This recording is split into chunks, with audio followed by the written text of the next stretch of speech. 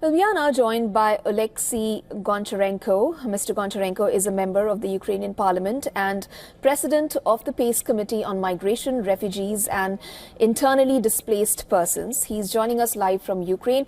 Good to have you with us on the show today.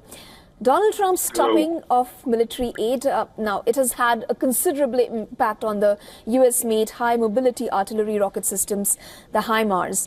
Now, the US has supplied more than 40 of these, the Lockheed Martin-made HIMARS rocket launchers to Ukraine. 2 of them have been destroyed by the Russians. Now, given Russia's persistent offensive, what are Ukraine's options from here on? Yeah, it's very difficult for us to lose American military support. That is really vital. And we hope that American administration and President Trump will reconsider. I want to tell you, we completely support peace efforts, and we want to have peace as soon as possible. And President Trump was very clear that he wants to achieve this, and we are completely in line with him about this.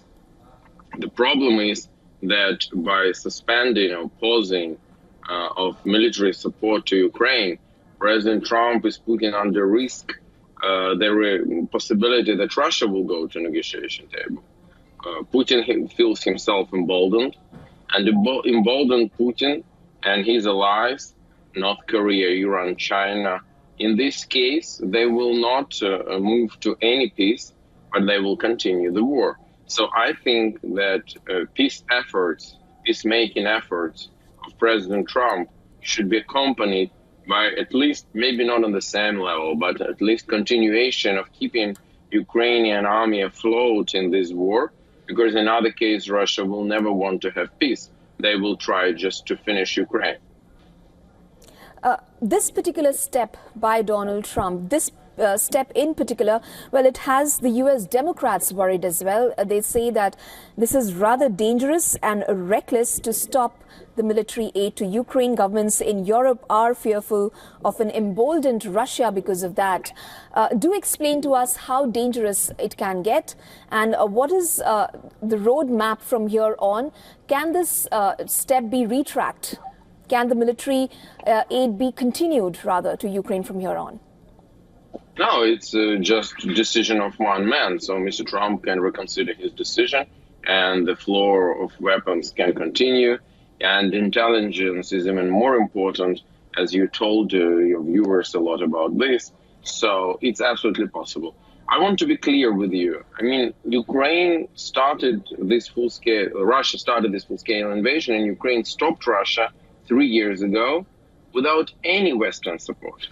So we stopped Russia ourselves in February, March 2022. So will we receive Western support or not? We will continue to fight, because Russia is trying to just destroy us completely. They are committing genocide against Ukrainians on the occupied territories. So it's an existential threat for us. But without this support, the price will be tens of thousands of people killed by Russia, maybe hundreds of thousands.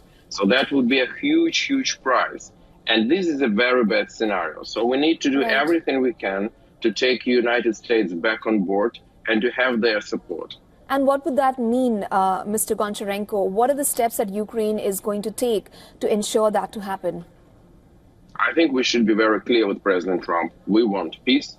We support his efforts in peacemaking.